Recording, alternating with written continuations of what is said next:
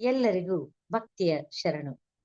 ವಚನ ಮಂದಾರ ವೇದಿಕೆಯ ವತಿಯಿಂದ ಹೊಸವಾದಿ ಶರಣರ ಸ್ಮರಣೋತ್ಸವದ ವಿಶೇಷ ಉಪನ್ಯಾಸ ಮಾಲಿಕೆ. ಇಂದು ಶರಣ ಕಿನ್ನರಿ ಬ್ರಹ್ಮಯ್ಯನವರ ಸ್ಮರಣೋತ್ಸವ. ತನ್ನಿಮಿತ್ತ ಈ ಉಪನ್ಯಾಸ.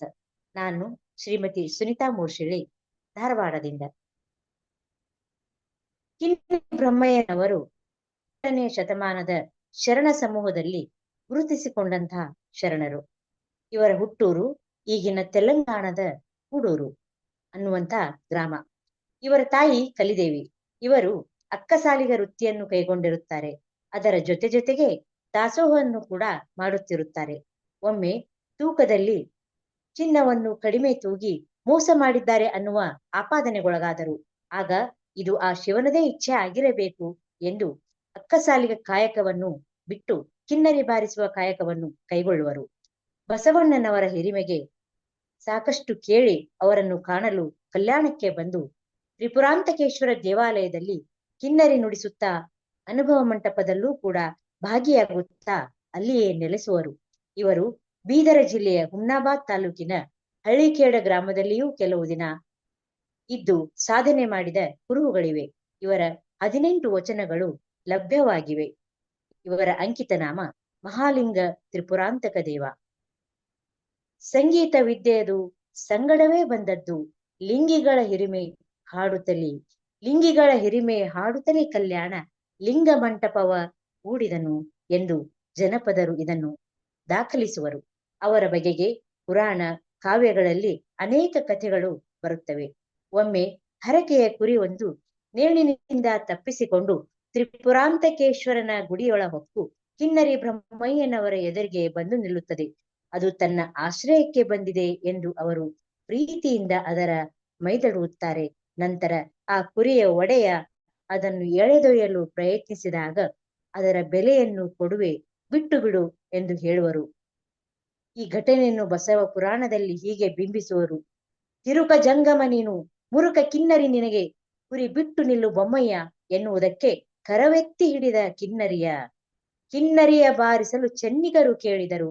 ಚಿನ್ನ ಸುರುವಿದರು ಗುಡಿ ಮುಂದೆ ಭೋಜಗನಿಗೆ ಹೊನ್ನ ಸಾಸಿರವ ಎಣಿಸಿದರು ಎಂದು.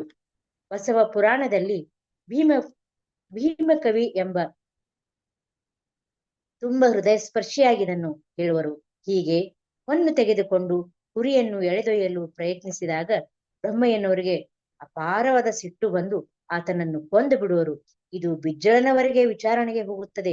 ಕೊನೆಗೆ ಸಾಕ್ಷಿ ಯಾರು ಎಂದು ಬಿಜ್ಜಳ ಕೇಳಲು ತ್ರಿಪುರಾಂತಕನೇ ಇದಕ್ಕೆ ಸಾಕ್ಷಿ ಎಂದು ಬ್ರಹ್ಮಯ್ಯ ನುಡಿವರು. ಕೊನೆಗೆ ತ್ರಿಪುರಾಂತಕ ಲಿಂಗವೇ ನುಡಿದು ಸಾಕ್ಷಿಯನ್ನು ಹೇಳುವುದು ಅಲ್ಲದೆ ಆ ಕುರಿಯ ಒಡೆಯ ಆದಾತನು ಮತ್ತೆ ಮರುಜೀವ ಪಡೆವನು ಎಂಬ ಕಥೆ ಇಲ್ಲಿ ಬರುವುದು. ಕಥೆಯ ಔಚಿತ್ಯ ಏನೇ ಇರಲಿ, ಇದರ ಹಿಂದಿರುವ ಬ್ರಹ್ಮಯ್ಯನವರ ಜೀವಕಾರುಣ್ಯ ಇಲ್ಲಿ ಮುಖ್ಯವಾಗುತ್ತದೆ.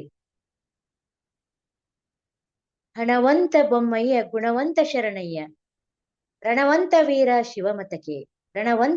ಶಿವಮತಕ್ಕೆ ನಾಡೊಳಗೆ ತನುವಂತನಾದ ಪಶುಗಳಿಗೆ ಎಂದು ಹಂತಗಳ ಇಂದಿಗೂ ನೆನೆವರು.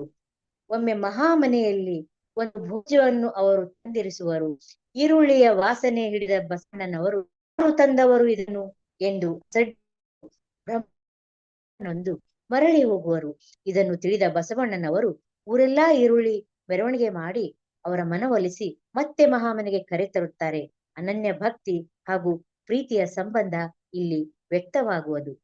ಅಕ್ಕ ಮಹಾದೇವಿ ಕಲ್ಯಾಣವನ್ನು ಪ್ರವೇಶಿಸುವಾಗ ಪ್ರಭುದೇವರ ಅಣತಿಯಂತೆ ಬ್ರಹ್ಮಯ್ಯನವರು ಅಕ್ಕನನ್ನು ಹೆಬ್ಬಾಗಿಲಿನಲ್ಲೇ ತಡೆದು ಪರೀಕ್ಷೆಗೆ ಈಡು ಮಾಡುವರು.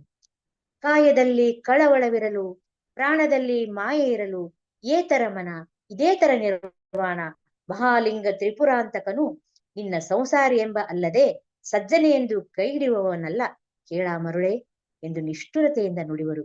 ಕೊನೆಗೆ ಅವಳ ಮೇರು ವೈರಾಗ್ಯಕ್ಕೆ ತಲೆಬಾಗಿ ವಚಿಸುವರು.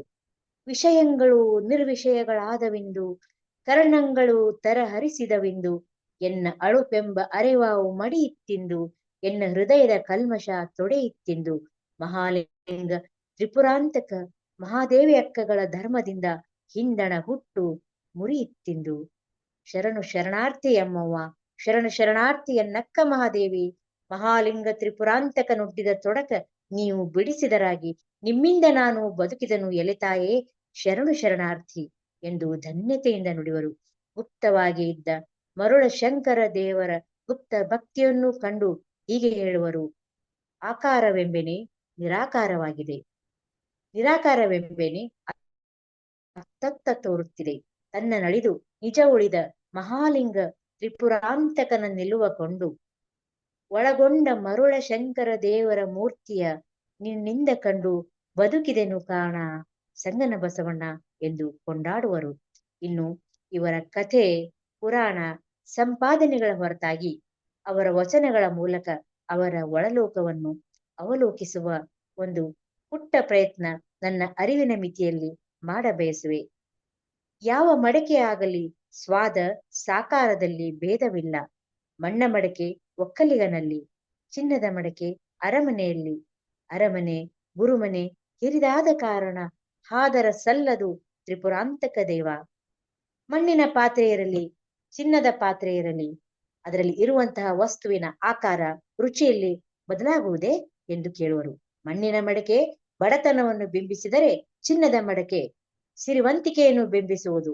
ಎಲ್ಲ ವಿಭಿನ್ನ ಧಾತುಗಳಿಂದ ಕೂಡಿದ ಪಾತ್ರೆಗಳಾದರೂ ಪಾತ್ರೆಗಳಲ್ಲಿರುವ ಪ್ರಸಾದ ಒಂದೇ ಆಗಿರುವುದು. ಅದರಲ್ಲಿ ಭೇದವನ್ನು ಮಾಡಿದ್ದೇ ಆದರೆ ಅದಕ್ಕಿಂತ ಮಿಗಿಲಾದ ಹಾದರ ಇಲ್ಲ ಎಂದು ಅತ್ಯಂತ ನಿಷ್ಠುರವಾಗಿ ವಾಸ್ತವದ ವಿಷಯವನ್ನು ಹೇಳುತ್ತಾ ಸಮತ್ವದ ಬದುಕಿಗೆ ದಿಕ್ಸೂಚಿಯಾಗಿ ನಿಲ್ಲುವರು ಶರಣ ಬ್ರಹ್ಮಯ್ಯನವರು.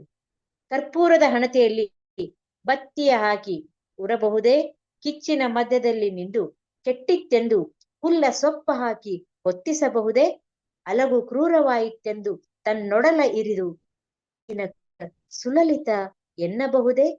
ಆ ಗುಣ ಅಲ್ಲಲ್ಲಿಯೇ ದೃಷ್ಟಿ, ಇದು ನಿಶ್ಚಯ ನಿಜಲಿಂಗಾಂಗಿ ಅರಿವಿನ ಭೇದ. ಕಾಲ ಕರ್ಮ ವಿರಹಿತ ತ್ರಿಪುರಾಂತಕ ಲಿಂಗದೇವನ ತೆರ. ಕರ್ಪೂರವೇ ಒಂದು ಉರಿಯುವಂತಹ ವಸ್ತು. ಅದನ್ನು ಉರಿಸಲು ಸಹಕಾರಿಯಾಗುವ ಬೇರೆ ವಸ್ತುಗಳ ಅವಶ್ಯಕತೆ ಇಲ್ಲ. ಆದರೆ ಅದಕ್ಕೆ ಬತ್ತಿ ಹಾಕಿ ಉರಿಸುವುದೆಂದರೆ ಅದು ನಿಷ್ಪ್ರಯೋಜಕ ಕೆಲಸ. ಹಾಗೆ ಕಿಚ್ಚು ಎಂದರೆ ಆಗಲೇ ಬೆಂಕಿ ಹೊತ್ತಿಕೊಂಡಂತಹ ವಸ್ತು. ಅದಕ್ಕೆ ಹುಲ್ಲು ಸೊಪ್ಪು ಹಾಕಿ ಕಿಚ್ಚು ಹಚ್ಚುವ ಅವಶ್ಯಕತೆ ಇಲ್ಲ. ಒಂದು ಕತ್ತಿ ಹರಿತವಾಗಿದೆಯೋ ಇಲ್ಲವೋ ಎಂದು ನೋಡಲು ತನ್ನನ್ನೇ ತಾನು ಇರಿದುಕೊಂಡರೆ ಎಂಥ ದುರಂತ. ಹೀಗೆ ಈ ಎಲ್ಲಾ ಉದಾಹರಣೆಗಳ ಮೂಲಕ ತಾರ್ಕಿಕವಾಗಿ ವಿಶ್ಲೇಷಿಸುವ ಬ್ರಹ್ಮಯ್ಯನವರು ಅರಿವಿನ ಗೊತ್ತನ್ನು ಸುಂದರವಾಗಿ ಹೇಳುವರು. ಕ್ರಿಯೆಗೆ ಮುನ್ನ ಜ್ಞಾನದಲ್ಲಿ ಮಿಂದು ಅರಿವಿನ ಬೆಳಕನ್ನು ಹೊತ್ತಿಸಬೇಕು ಎಂಬ ಅರ್ಥದಲ್ಲಿ ಸಾರ್ಥಕ ಬದುಕಿಗೆ ಮುನ್ನಡಿಯನ್ನು ಬರೆಯುವರು. ತಾ ಮಿಥ್ಯನಾದ ಮತ್ತೆ ಜಗವೆಲ್ಲವೂ ತನಗೆ ಮಿಥ್ಯ, ತಾ ತಥ್ಯನಾದ ಮತ್ತೆ ಜಗವೆಲ್ಲವೂ ತನಗೆ ತಥ್ಯ. ಅಂಗೈಯಲ್ಲಿ ಹಿಡಿದು ಕೈದ ನೋಡದೆ ಅಲಗಿ ಕೆಟ್ಟಿತ್ತೆಂದು ಹಲಗುವಂತಾಗದೆ, ತನ್ನ ತಾ ಮರೆದು ಅನ್ಯರ ದಿಸೆಯಿಂದ ತನ್ನ ಕೇಳುವಂತಾಗದೆ, ಅರಿ ನಿಜದರಿವ ಮರೆಯದಂತೆ ಕಾಲ ಕರ್ಮ ವಿರಹಿತ ತ್ರಿಪುರಾಂತಕ ಲಿಂಗದೊಳಗಾದವನ ಇರುವು. ಈ ಜಗತ್ತು ತನ್ನದೇ ಪ್ರತಿಬಿಂಬ. ನಾನು ಒಳ್ಳೆಯವನಾದರೆ ಜಗವೆಲ್ಲ ಒಳ್ಳೆಯದು, ನಾನು ಕೆಟ್ಟವನಾದರೆ ಜಗವೆಲ್ಲ ಕೆಟ್ಟದ್ದು. ಅಂಗೈಯಲ್ಲಿ ಕತ್ತಿಯನ್ನು ಹಿಡಿದುಕೊಂಡು ನೋಡದೆ ಅದು ಸರಿಯಿಲ್ಲ ಎಂದು ಹಲುಬಿದರೆ ಏನು ಪ್ರಯೋಜನ? ಹಾಗೆ ತಾನು ಹೇಗೆ ಇರುವೆ ಎಂಬುದನ್ನು ತಾನೇ ಅರಿಯಬೇಕು. ಬೇರೆಯವರಿಗೆ ಕೇಳುವುದು ಮೂರ್ಖತನ. ಆದ್ದರಿಂದ ನಿಜವಾದ ಸತ್ಯದ ನೆಲೆ ಯಾವುದು? ಅದು ಕಾಲ ಕರ್ಮದ ಬಂಧನವನ್ನು ಮೀರಿದ್ದಾಗಿದೆ. ಅದರ ಅರಿವನ್ನು ತಿಳಿ ಎಂದು ಆಳವಾದ ತಾತ್ವಿಕತೆಯ ಒಂದು ನೆಲೆಯನ್ನು ಅವರು ಬಿಂಬಿಸುವರು. ಹೀಗೆ ಅವರ ಅನೇಕ ವಚನಗಳಲ್ಲಿ ಎತ್ತರದ ಅನುಭವ, ಸಮಾನತೆ, ಅರಿವು, ಜ್ಞಾನ, ಬಸವಾದಿ ಶರಣರ ಸ್ತುತಿ ಎಲ್ಲವೂ ಗೋಚರ ಆಗುವವು. ಬಸವ ಅಕ್ಕ ಅಲ್ಲದೆ ಅನೇಕ ಶರಣರು ಅವರನ್ನು ಸ್ಮರಿಸಿರುವರು. ಕಲ್ಯಾಣ ಕ್ರಾಂತಿಯ ಕೊನೆಯ ದಿನಗಳಲ್ಲಿ ವಚನ ಸಾಹಿತ್ಯದ ರಕ್ಷಣೆಗಾಗಿ ಶರಣರು ಬೇರೆ ಬೇರೆ ದಿಕ್ಕುಗಳಲ್ಲಿ ತೆರಳಿದರು.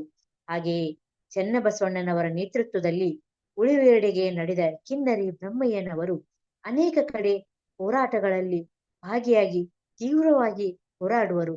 ಕೊನೆಗೆ ಉಳವೆಯ ಮಹಾಮನೆ ಬಳಿ ವೈರಿಗಳಿಗೆ ನಿಲುಕಬಾರದೆಂದು ಹೊಳೆಯ ದಿಕ್ಕನ್ನೇ ಬದಲಿಸುವರು.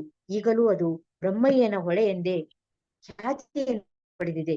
ಹೀಗೆ ತಮ್ಮ ಜೀವನದ ಹಂಗು ತೊರೆದು ಹೋರಾಡಿ ತಾನು ಹೊತ್ತ ಮಣಿಹ ಪೂರೈಸಿ ತಾನೆಂಬುದ ಅಳಿದು ಅಲ್ಲಿಯೇ ಐಕ್ಯವಾಗುವರು ಕಿನ್ನರಿ ಬ್ರಹ್ಮಯ್ಯನವರು. ಎಲ್ಲರಿಗೂ ಶರಣು ಶರಣಾರ್ಥಿ.